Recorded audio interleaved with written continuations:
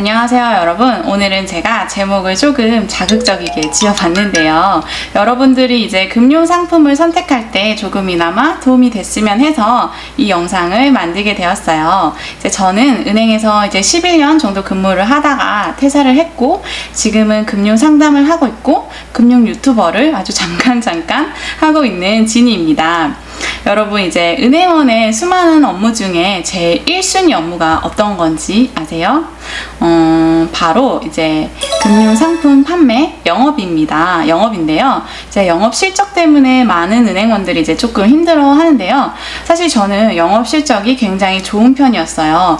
은행장 표창도 받고 공부장의 상장도 여러 번 받아보고 그러면서 이제 은행 생활을 했는데요. 근데 이제 현타가 오는 시점이 언제냐면 이 상품은 별로인 것 같은데 판매를 해야 될 때, 그럴 때가 제일 힘들었던 것 같아요. 은행에 대해서 잠깐 이야기를 해보자면, 은행은 이제 각 지점마다 단기 목표가 내려오거든요. 그래서 그 목표를 6개월 안에 채워야 돼요. 측면은 몇 개, IRP 몇 개, ELT는 얼마를 팔아야 되고 이런 실적이 내려오는데, 이걸 못 채우거나 이제 지점 실적이 전국의 하위 몇 등이다 이러면 이제 성과급이 달라지게 됩니다. 그래서 이제 직원들한테 실적을 하라고 위에서부터 아래로 이제 아래 갈굼이, 은행에서 많이 하는 말 중에 하나가 마른 수건도 짜면은 물이 나온대요. 이게 직원들한테 실적 압박을 주면 실적이 채워진다? 뭐 이런 뜻이거든요.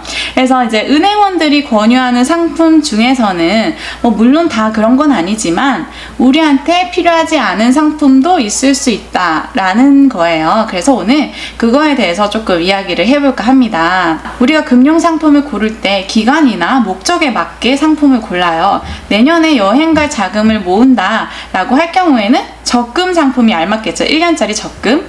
근데 내가 30년 뒤에 은퇴 자금을 마련한다 라고 했을 경우에는 이제 기간 연금저축이나 IRP 같은 상품이요. 그래서 우리가 목적이나 기간에 따라서 선택을 하고, 선택을 할 때는 안정성, 수익성, 그리고 인플레이션에 대한 해지가 되는지, 유동성, 비용, 세금적인 부분까지 고려를 해서 상품을 선택할 수가 있습니다. 첫 번째로 제가 비추천하는 상품은 저축성 보험이에요. 여러분, 이제 은행에서 보험도 판매하는 거 알고 계시죠? 보험에는 보장성 보험이 있고 저축성 보험이 있어요. 말 그대로 보장성 보험은 아프거나 다쳤을 때 보장을 해주는 보험이죠. 최소한의 보장성 보험은 있어야 한다고 생각을 해요. 근데 이 저축성 보험은요, 예금이나 적금처럼 하는데 기간이 짧은 것도 있고 긴 것도 있어요. 이 저축성 보험을 가입을 할 때 금리가 높아서 가입을 한다, 아니면 10년 채우면 비과세라서 가입을 한다, 최저 보증 이율이 있기 때문에 가입을 한다 라는 이유에서 이제 가입들을 많이 할 거예요. 그런데 보험사에서 공시하는 공시 이율은요, 매달 변경이 되기 때문에 기준금리가 떨어지게 되면은 공시 이율도 자동적으로 떨어지게 됩니다. 지금 금리를 계속 받을 수가 없어요. 그리고 이 최저 보증 이율이라는 것도요, 내가 매달 50만원씩 적립을 한다고 해볼게요. 그러면 이 50만원의 최저 보증이율, 예를 들어 3%라고 하면 50만원에 3% 10년이 보장이 되는 게 아니라 50만원에서 사업비 떼고 못 떼고 남은 금액에 대해서 최저 보증이 이루어지기 때문에 내가 생각했던 그 3%가 안 나올 수도 있어요, 만기에. 그렇기 때문에 이 보험 상품이나 이런 걸 가입하실 때는 약관이나 상품 설명서 이런 것들을 잘 읽어보시고 선택을 하시면 좋을 것 같습니다. 그리고 이제 중도 해지, 중간에 내가 10년을 가입을 했는데 중간에 돈을 빼야 할 경우가 있잖아요. 근데 예금이나 적금 같은 경우에는 그냥 원금은 나와요. 근데 이제 저축성 보험 같은 경우에는 원금 손실이 일어날 수도 있어요. 그것도 주의를 하시면 좋을 것 같습니다. 그래서 저축성 보험은 비교적 안전하지만 유동성이 없고 기대 수익이 굉장히 낮아요. 그리고 가장 중요한 게 인플레이션 해지가 안 된다는 게 저는 제일 큰 것 같아요. 그리고 이렇게 저축성 상품만 10년을 하게 되면 우리가 자본주의 시대에 투자나 이런 거에 대해서 굉장히 멀어지게 되고 마인드가 저축성 마인드만 생기게 되더라고요. 그래서 이런저런 이유에서 저축성 보험은 가입을 할 때 한 번 더 생각을 해보시면 좋을 것 같습니다. 두 번째는 펀드예요. 펀드를 가입하지 말자는 건 아니고 은행 창구에서는 가입을 하지 마세요 라는 거예요. 은행에 가서 펀드 상담을 받잖아요. 그렇게 하고 나서 모바일 뱅킹으로 가입을 하시면 조금 더 저렴하게 펀드를 이용을 하실 수가 있어요. 그게 아니라면 사실 이런 거 말씀드려도 될지 모르겠지만 은행에서 상담을 받아서 펀드명을 받아요. 펀드명을 받으면 그거를 인터넷에 펀드 슈퍼마켓이라는 곳이 있어요. 거기서 쳐서 그거를 가입을 하시면 훨씬 더 저렴하게 수수료를 아낄 수가 있습니다. 수수료 부분을 한번 비교를 해드릴게요. 여기 펀드 슈퍼마켓이라는 사이트인데요. 최근에 수익이 많이 났고 제가 가장 좋아하는 펀드를 이제 계산을 해봤어요. 피델리티 글로벌 테크놀로지라는 펀드인데요. 5년에 예를 들어 5천만 원 넣었다고 했을 경우에 일반적으로 은행에서 가입했을 경우에 234만원 정도 수수료가 나오고요. 펀드 슈퍼마켓에서 가입을 했다면 120만원 정도 수수료가 나와요. 요즘에는 ETF도 많이 하잖아요. ETF 같은 경우에는 10만원에서 20만원 정도로 수수료가 확 떨어지게 됩니다. 10분의 1 정도로 수수료가 저렴해요. 그래서 내가 나만의 투자 스타일이 있고 내가 ETF를 직접 고를 수 있다라고 하면은 ETF를 선택해서 투자를 하는 게 수수료 비용을 아낄 수가 있는 투자가 됩니다. 근데 이게 5년을 비교해서 그렇지 우리가 IRP나 연금저축은 30년 이상 그리고 연금을 수령하는 도중에도 계속 펀드가 ETF가 굴러가야 되니까 50년은 굴러가야 되는 거예요. 그럼 여기에 10배 정도를 곱해보면요.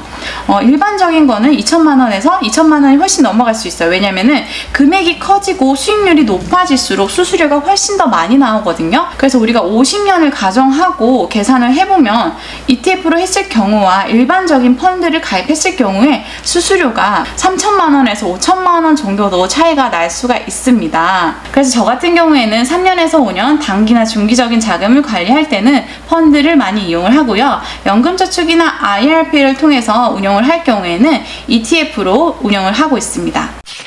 그리고 세 번째는 연금저축 신탁과 연금저축 보험에 관련된 거예요. 근데 우리가 세액공제 되는 연금저축 상품에는 세 가지가 있어요.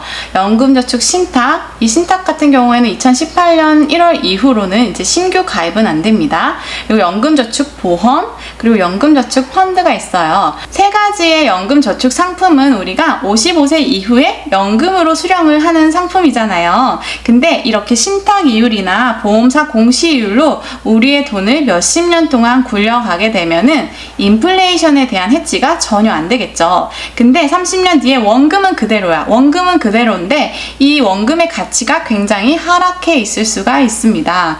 그거를 사람들이 생각을 못 하시는 것 같아요. 그래서 저 같은 경우에는 이제 30년 이상 돈을 굴려야 할 경우에는 투자 상품을 통해서 굴리는 게 훨씬 더 효율적이라고 생각을 합니다. 그래서 연금저축 신탁이나 연금저축 보험을 가지고 계신 분들은 연금저축 펀드로 상품 이전을 할 수가 있어요. 내가 이전할 증권사에만 연락을 하면 기존에 있는 상품을 연금저축 펀드로 이전을 할 수가 있습니다. 그리고 마지막으로는 미성년자 청약에 대한 부분이에요. 여러분, 미성년자는 청약을 가입 안 해도 됩니다. 유일하게 이제 은행원들이 직접 권유를 하지 않아도 부모님들이 알아서 가입을 하시는 게 미성년자 청약이에요.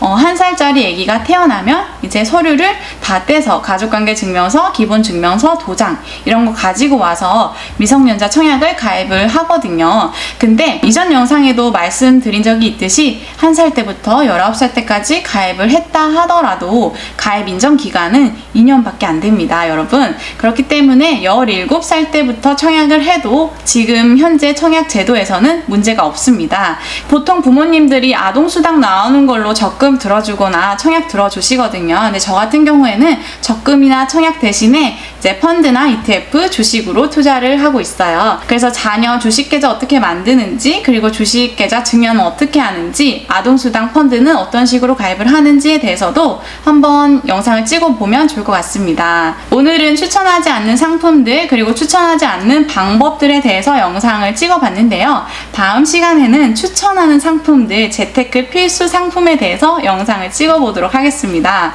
감사합니다. 안녕.